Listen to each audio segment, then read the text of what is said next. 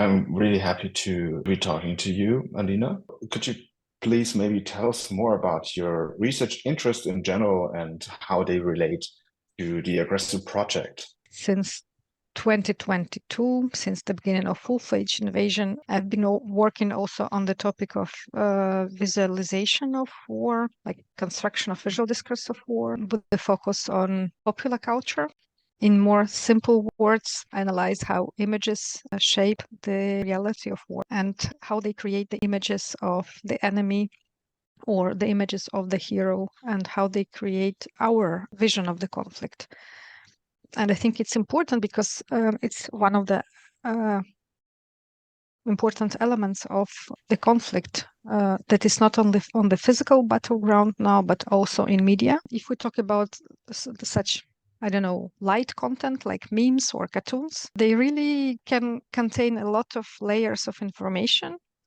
They can be funny, but at the same time, they activate or trigger deeper understanding of what is happening. If we talk about the annexation of the Crimean Peninsula and the start of the war in East Ukraine, and if we look at the aggressor images during this time, what kind of images, of aggressor images were most present then, and how would you say were they constructed and also perceived?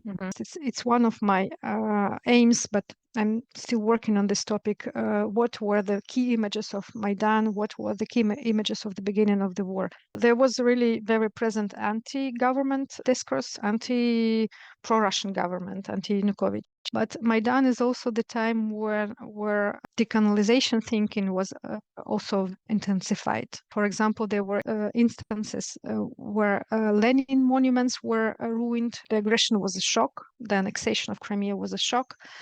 And to deal with this trauma of changing of the borders or annexation of the territories, the change of the geo-body of the state, it was also processed through visuals. And there was some kind of very strong focus on this victimization. If we talk about full-fledged period, it's to some extent it's more positive, focused on heroic actions, on civil resistance.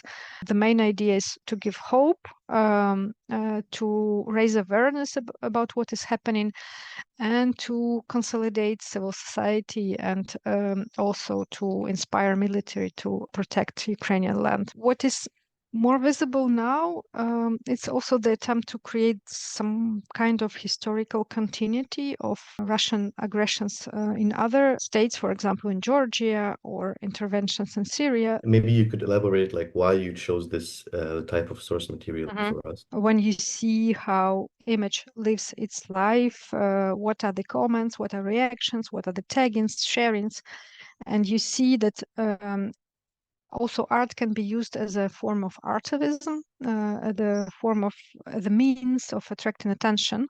If we talk about art, it's more creative. If we talk about memes, I think it's mostly about this political communication, criticism of power, or propagation of ideologies. I think it's a little bit different functions. What are the challenges to your research? My main challenge is that I'm not a historian. I'm a linguist. And the main challenge is really to have enough background knowledge to really analyze the intentions of the author and the deep meaning, decode the historical narratives that are hidden behind.